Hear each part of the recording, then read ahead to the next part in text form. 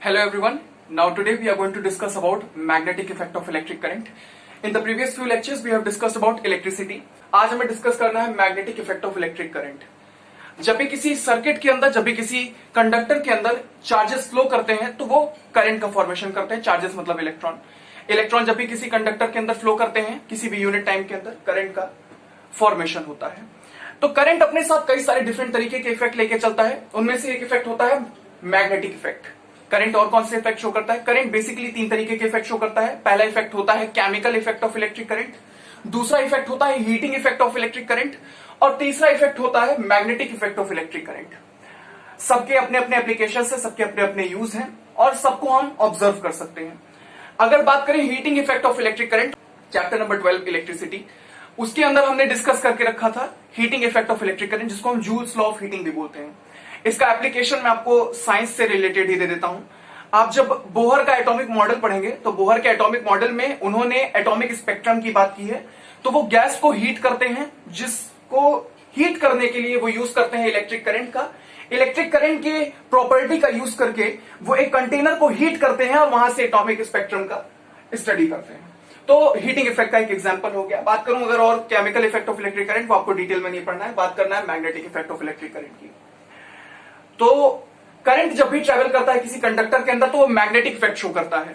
अब वो क्यों करता है, अगर मैं इसका आंसर देने बैठूंगा तो वो काफी कॉम्प्लेक्स हो जाएगा और 100% आपके समझ में नहीं आएगा. I guarantee you. But I will explain you that why charges moving inside a conductor produces a magnetic effect. Why? I tell you why. देखो, आपको पता है कि जब भी एक चार्ज रखा होता है, चाहे वो पॉजिटिव चार्ज हो चाहे वो नेगेटिव चार्ज हो, वो क्या करता है, अपने आसपास फील्ड क्रिएट करता है, जिसे हम लोग इलेक्ट्रिक फील्ड बोलते हैं या इलेक्ट्रोस्टैटिक फील्ड बोलते हैं. ये चार्ज की प्रॉपर्टी होती है. चार्ज की प्रॉपर्टी होती है, आप इसको कभी डिनाई नहीं कर सकते, आप इससे कभी भाग नहीं सकते. लेकिन चार्ज रखा हुआ है, मैंने बोला चार्ज रखा हुआ है, इसका मतलब यहां पर वेलोसिटी कितनी है? 0 है. इसका मतलब चार्ज क्या है? रेस्ट पर है. बिल्कुल कह सकते हैं सब, बिल्कुल कह सकते हैं रेस्ट पे है, या हम कह सकते हैं ओरिजिन पे है. ओरिजिन क्या होता है पता होगा ना, ग्राफ के अंदर ओरिजिन का फॉर्मेशन आप ओ लिखते हो तो वो ओरिजिन होता है, जहां पर एक्स और वाई दोनों 0 होता है. ओरिजिन पे रखो. या ये सब थोड़ा कॉम्प्लेक्सिटी क्रिएट करने की कोशिश कर रहा हूं, ऐसा नहीं होता है. रियलिटी में जब चार्ज रेस्ट पर होता है तो उसकी एक प्रॉपर्टी होती है कि वो इलेक्ट्रिक फील्ड की फॉर्मेशन करता है. क्या मोशन में नहीं करता? बिल्कुल करता है, बिल्कुल करता है. अभी मैं बता रहा हूं, एक मिनट. अब चार्ज जब वो मूव करने लगता है, चार्ज जब वो मूव करने लगता है, फॉर एग्जांपल चार्ज मान लो किसी x वेलोसिटी के साथ मूव करने लगे, v is equal to x meter पर सेकेंड. ये वेलोसिटी की यूनिट होती है. ठीक है, वेलोसिटी x मीटर पर सेकेंड की रफ्तार से जब भी कोई चार्ज दौड़ने लगे, जैसे फॉर एग्जांपल मेरे पास यहाँ पे प्लस क्यू का चार्ज है और ये प्लस क्यू का चार्ज दौड़ने लगे x मीटर पर सेकेंड से. बात यहां पे करंट की हो रही है, तो करंट पॉजिटिव चार्ज का फ्लो होता है ऐसा कहते हैं, लेकिन पॉजिटिव चार्ज एग्जिस्ट नहीं करता. वो इलेक्ट्रॉन के फ्लो के अपोजिट होता है. कन्वेंशनल करंट आपने पढ़ के रखा होगा.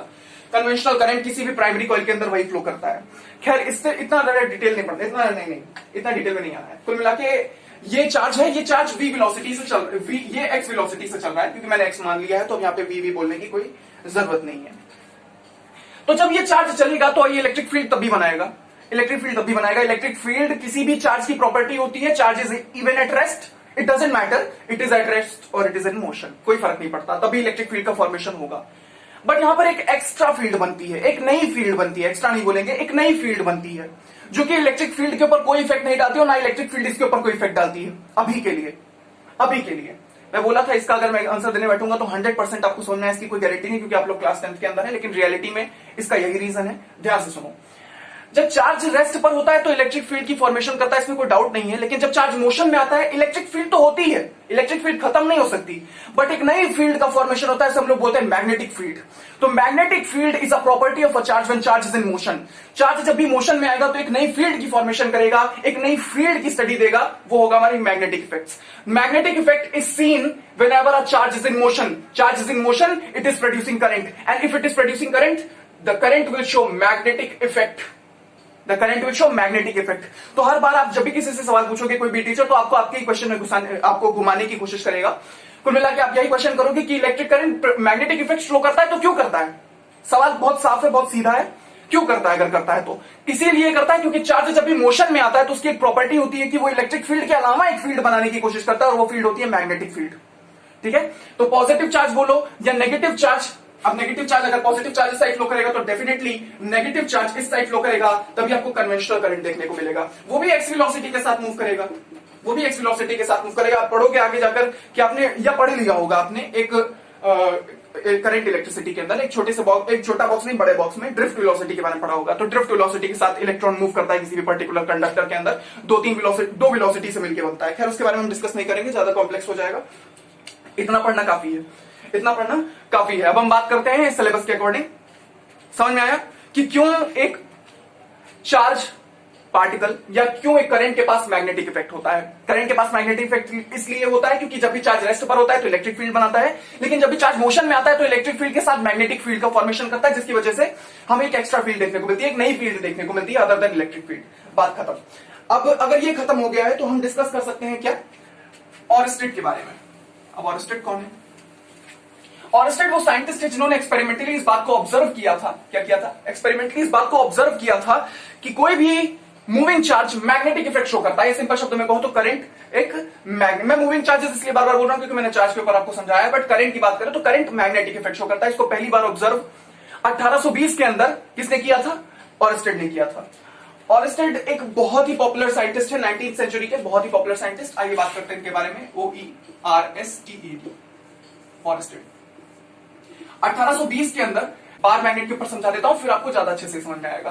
खैर मैं इसको ये जो बनाया था डायरेक्शन वाला, ये मैं अभी ही ड्रॉ कर दे रहा हूं, ये आपके काफी काम आएगा। ये हो गया हमारा नॉर्थ डायरेक्शन, ये हमारा हो गया साउथ डायरेक्शन, ये हो गया हमारा ईस्ट डायरेक्शन, ये हो गया हमारा वेस्ट डायरेक्शन। समझ में आया? बहुत अच्छा। तो अब इसका यूज करेंगे आगे जाके, थोड़ा बहुत समझ में आएगा आपको। खैर अभी मैं बात कर रहा हूं बार मैग्नेट की।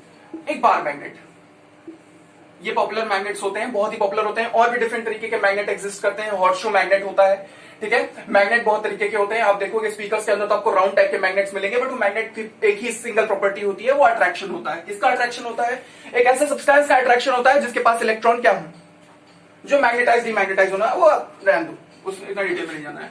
ये हो गया हमारा नॉर्थ पोल, ये हो गया हमारा south pole. Magnet monopoles do not exist. आपने कई बार टीचर से लाइन सुनी होगी, मैं इस लाइन के ऊपर ज्यादा वो नहीं करूंगा। तो सीधी बात यह है कि छोटे से छोटा पार्टिकल किसी भी मैग्नेटिक सब्सटेंस का, कोई भी आपके पास एक मैग्नेट है, बार मैग्नेट को जाओ हथौड़े से तोड़ना शुरू करो और सबसे जो छोटा फ्रेगमेंट आपको मिलेगा वो छोटे से छोटा फ्रेगमेंट भी मोनोपोल नहीं होगा, डायपोल होगा, डायपोल होगा। इसीलिए magnets monopole do not exist, magnets dipole exist and they have two poles, that is called north pole south pole. ये क्लोज लूप का फॉर्मेशन करते हैं। आप आगे जाके क्लास 12 के अंदर ये पढ़ने वाले हैं कि इनका जो फॉर्मेशन होता है, फील्ड लाइन का फॉर्मेशन होता है, बहुत डिफरेंट होता है as compare to electric field या इलेक्ट्रोस्टैटिक फील्ड लाइन के फॉर्मेशन के। खैर मामला यह है कि फील्ड कहां से चलती है? नॉर्थ पोल से चलती है, साउथ पोल पे एंड करती है। नॉर्थ पोल से चलती है, साउथ पोल पे एंड करती है। क्या एंड करती है? फील्ड लाइन एंड करती है। फील्ड लाइंस मतलब कि लाइन ऑफ फोर्सेस होता है।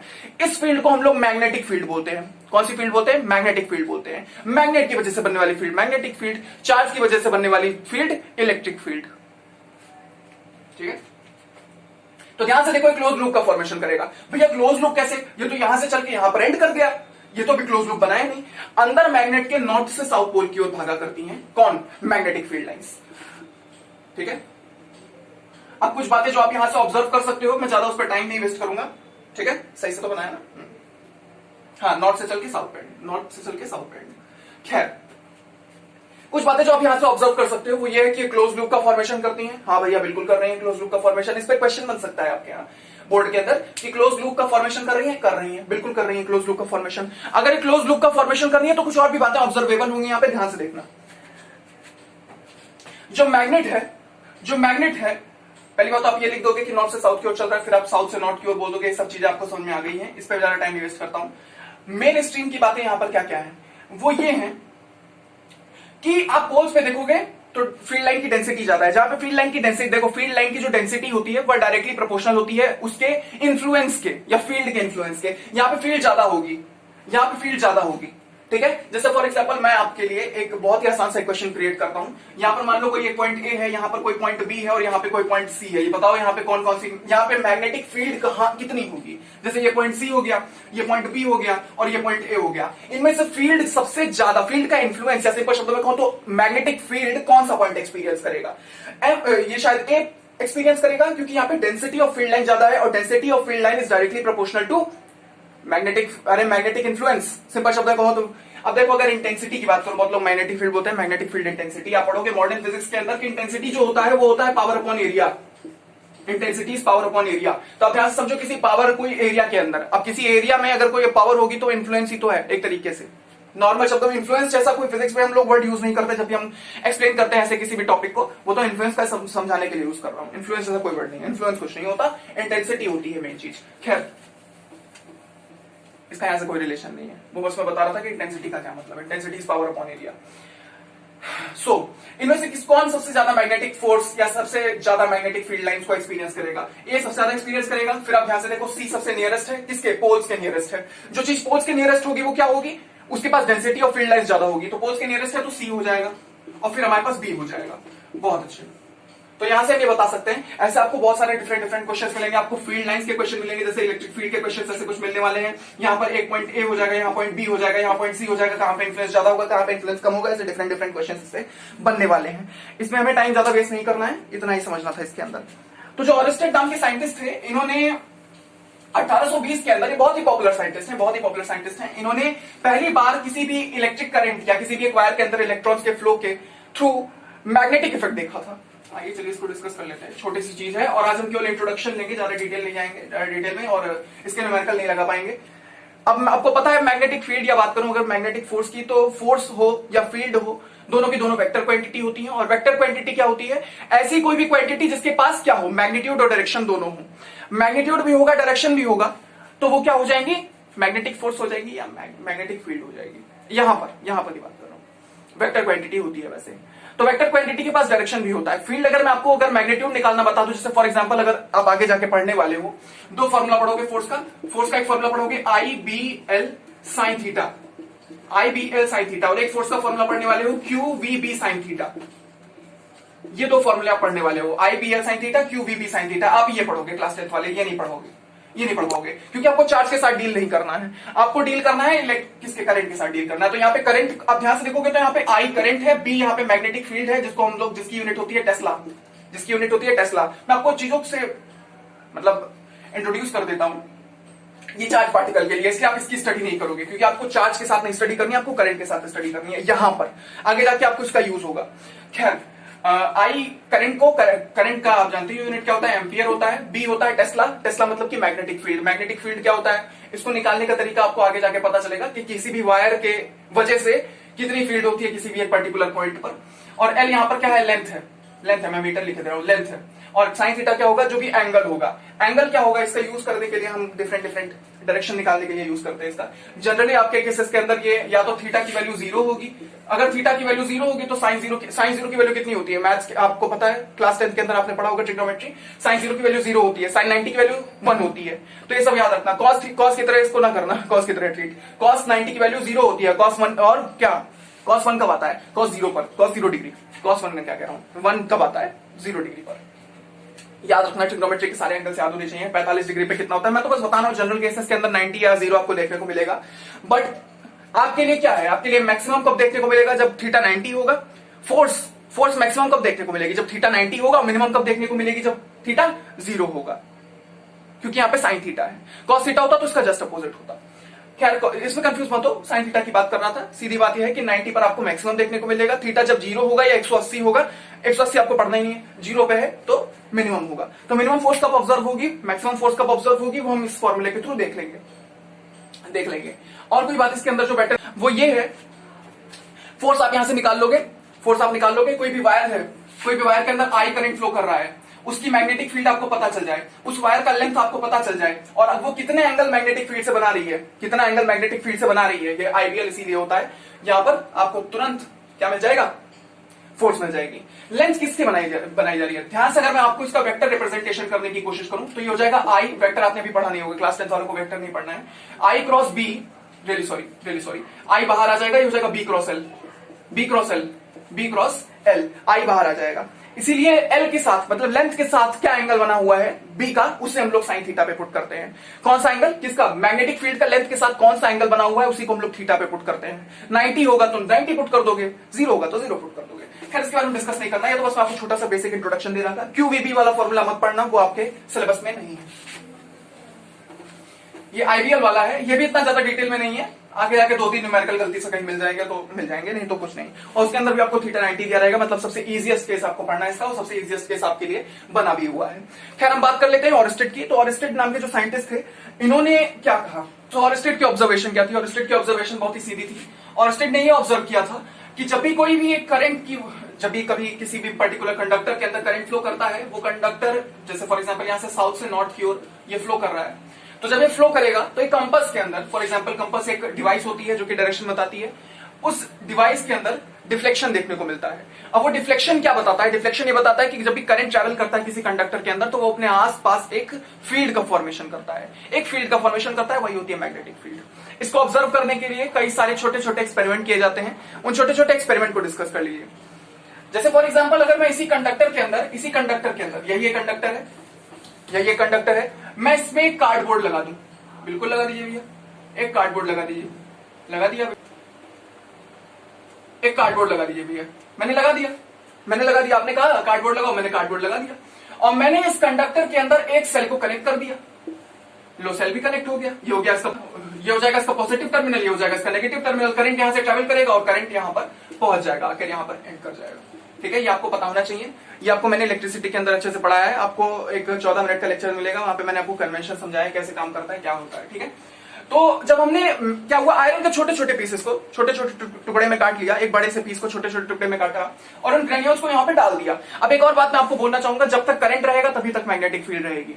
अगर आप करंट की वजह से मैग्नेटिक फील्ड बना रहे हो, बाहर मैग्नेट की बात नहीं कर रहा, करंट की वजह से अगर मैग्नेटिक फील्ड बना रहे हो, तो वो मैग्नेटिक फील्ड तभी तक एग्जिस्ट करेगी जब तक करंट फ्लो करेगा। अब मैंने इसके ऊपर आयरन के कुछ पीसेस डाले और जैसे ही अपने स्विच को ऑन किया, जैसे फॉर एग्जांपल मैंने यहाँ पे एक स्विच लगा दिया, स्विच जानते हो, स्विच एक क्या होता है, सर्किट का कंपोनेंट होता है। अब जैसे मैंने स्विच, यहाँ पे स्विच ऑफ है, मतलब स्विच खुली हुई है, ओपन इसको बोलते हैं। जैसे इसको मैं कनेक्ट करूंगा, करंट फ्लो करना शुरू करेगा।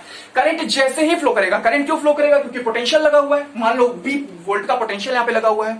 जैसे ही V वोल्ट का पोटेंशियल इलेक्ट्रॉन्स के ऊपर फोर्स लगाएगा, इलेक्ट्रॉन मूव करने लगेंगे और इलेक्ट्रॉन मूव करके करंट प्रोड्यूस होगा। उस करंट की वजह से ये जो आयरन के छोटे छोटे पीसेस हैं, आयरन के छोटे छोटे पीसेस ये हम लोग आपको कंसेंट्रिक सर्कल में अरेंज कर लेंगे। कंसेंट्रिक क्या होता है? एक सेंटर से कई सारे डिफरेंट लोकस ड्रॉ हो जाएं, एक सेंटर से कई सारे डिफरेंट लोकस ड्रॉ हो जाएं एक सर्टेन रेडियस के, एक रेडियस गैप पर। जैसे फॉर एग्जांपल मान लो एक सेंटर लिया, सेंटर से 2 मीटर के गैप पे, 2 मीटर के रेडियस पर, 2 मीटर के रेडियस पर एक सर्कल बनाया, एक लोकस बनाया। लोकस मतलब वो पाथ, वो सरकमफेरेंस, ये हो गया। जब फॉर एग्जांपल 2.5 मीटर पे एक बना दिया लोकस, फिर मैंने 3 मीटर पे एक लोकस बना दिया। तो अब ध्यान से देखो, एक ही सेंटर से कई डिफरेंट लोकस तैयार हो रहे हैं, तो उसे हम कंसेंट्रिक बोलते हैं। तो जो आयरन के ग्रेन्यूल्स थे वो एक कंसेंट्रिक सर्कल अरेंजमेंट देते हैं, कंसेंट्रिक अरेंजमेंट। इसका मतलब हमें क्या पता चलता है कि किसी भी कंडक्टर के आसपास सर्कुलर रीजन में या कंसेंट्रिक रीजन के अंदर जो मैग्नेटिक इन्फ्लुएंस होता है वो फैलता है। ठीक है, जैसे फॉर एग्जांपल आप एक पत्थर लो और पत्थर को पानी के अंदर ड्रॉप करो, तो पानी के अंदर लहरें उठती हैं, लहरें उठती होंगी, पानी के अंदर लहरें उठती हैं। ध्यान से देखोगे तो पानी के अंदर लहरें उठती हैं। तो उन्हीं लहरों के थ्रू स्टडी करने की कोशिश करो कि उसी तरीके कंसेंट्रिक निकलता होगा मैग्नेटिक फील्ड। तो इन्फ्लुएंस, इनका इन्फ्लुएंस इन्फिनिटी तक होता है। जब तक हमें एंड ना पता चल जाए किसी भी चीज का, जब तक हमें एंड ना पता चल जाए, हम कहते हैं ये चीजें इन्फिनिटी तक है। तो बस इतना ही डिस्कस करना था, इसके अंदर इंट्रोडक्शन देना था कि जब भी एक वायर के अंदर करंट फ्लो करता है तो किस तरीके मैग्नेटिक इफेक्ट देखने को मिलता है, हमें इसी के बारे में स्टडी करना था। और स्टेट का छोटा सा एक्सपेरिमेंट है, ये बच्चों का एक्सपेरिमेंट है, छोटे मोटे एक्सपेरिमेंट होते हैं। ये मैंने इसी के ऊपर आई बना दिया, क्या यहाँ पे नेगेटिव, ये नेगेटिव टर्मिनस है। ठीक है, बच के रहना, नेगेटिव टर्मिनस। ठीक है, this is a positive terminus, this is a negative terminus. समझ में आया?